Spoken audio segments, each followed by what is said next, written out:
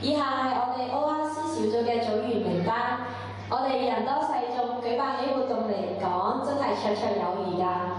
咁點解我哋 ORC 小組會選擇東涌區嘅長者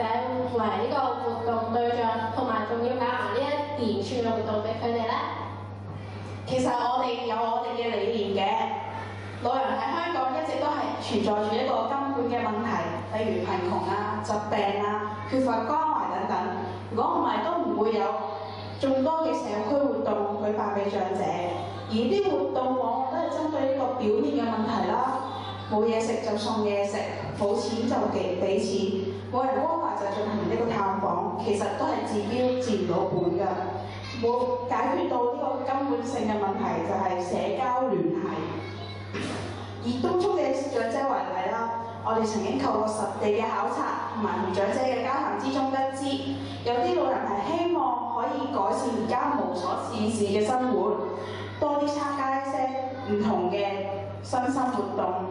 同埋可以更多嘅機會接觸社會。因此，我哋希望透過呢次度身訂造嘅活動嚟幫助佢哋建立更廣闊嘅人際網絡，並且鼓勵佢哋其後係可以互相聯絡嘅。由此啦，我哋組正就係針對長者對社會失去聯繫而制定活動，令到長者可以達到老有所為同埋老有所依。而老有所為呢，就即係長者之間有自己嘅聯繫，喺得閒嘅時候呢就會互相聯繫，而因為咁樣呢就唔會無所事事，同埋終日呢都喺個公園裏邊流連嘅。而老有所依呢，即係長者能夠互相咁樣依靠。而就東涌區嘅長者嚟講，大多數都係獨居啦，同埋屋企人咧，大多數都係住喺一啲比較偏遠啲嘅地區嘅。所以當佢哋真係有事嘅時候咧，朋友正正就係佢哋能夠依靠嘅對象。而我哋希望呢一次嘅活動可以帶俾長者改變啦，同埋直接建立一個新嘅價值觀同埋呢個社交網絡㗎。我哋組嘅活動重點係貼合社，但同時真正可以達成身心靈嘅發展。當佢哋有咗自己嘅社交圈子，心境固然會變得開朗，心靈上嘅富足、抵抗力亦都會加強，健康嘅身體亦都隨之而來。另外喺互相關懷下，愛係必然嘅產物。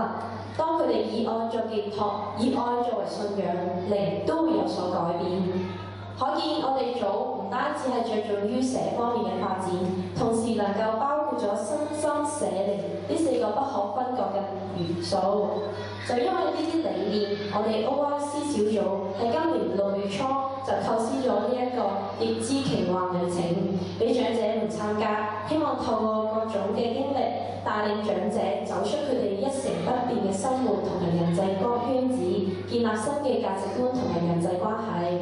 而易知奇幻旅程咧就分為4節，分別係認識階段啦、融入階段啦、共融階段同埋呢個嘅回憶體驗嘅。咁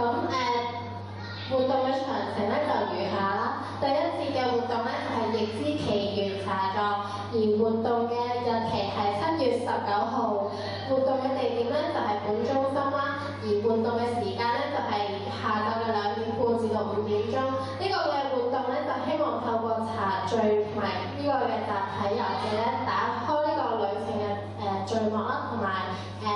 呢個長者提供一個嘅社交平台，認識更加多嘅朋友㗎。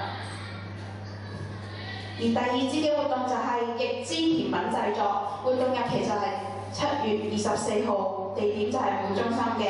時間為下晝嘅2點到6點。我哋小組咧就會為各位長者咧，就會教各位長者咧製作呢個班戟同埋布甸。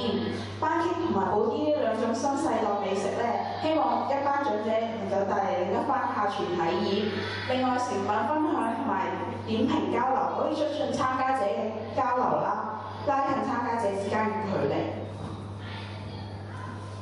第3節係易知點滴留影，活動日期係7月27日，活動地點會喺迪士尼嘅利欣湖，而活動時間為早上8點半至到11點半，係為咗避開中午嘅烈陽。我哋安排參加者進行團體遊戲，同埋為參加者留影，創造回憶。加上欣賞美麗嘅湖景，接觸迪士尼等西方文化，宣展身心之餘，亦都可以增廣見聞。而第4節嘅《翼之奇幻回顧》咧，就係呢一個嘅活動日期咧，就係喺7月31號嘅，而活動地點亦都係喺本中心喎。而呢個嘅活動時間咧，就係喺下晝嘅5點半至到8點半。喺活動中咧，參加者可以同埋我哋嘅小組成員咧，都會分享一啲自己準備嘅食物啦，同埋會播放活動嘅經歷相片以及重溫呢個活動期間所一齊擁有嘅回憶，以鞏固參加者之間嘅情誼嘅。喺以上呢4節嘅活動之中咧，我哋會推行一個連貫活動，叫做天使與主人啦。每個人都有2個身份，一個係天使，一個係主人。每個人都係別人嘅天使，而天使喺活動期間咧，可以做一啲讓主人開心嘅事，或者照顧關心主人。而喺活動完結之前係可以暴露自己天使嘅身份。以下係我哋組嘅人手安排。喺天氣方面，如果有任何天氣會影響而未能成行，活動將會順延1天。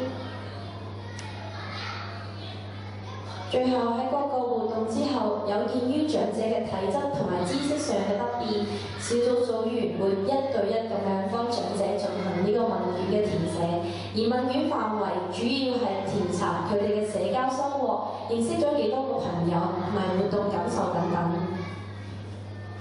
而以下咧就係我哋小組嘅活動，各項活動嘅財政支出啦，大會嘅津貼同埋收費總額，一共係2400蚊，而支出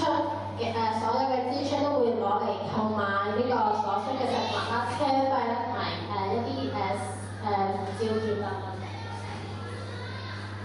我哋 ORC 組嘅匯報完畢啦，希望各位評判能就我哋組嘅計劃提出建議同埋問題。我哋有信心能夠令到參加長者認識更多、體會更多。相信我哋一班年青人可以為我哋上一輩出心出力，帶佢哋走出小圈圈，做到老有所為、老有所依。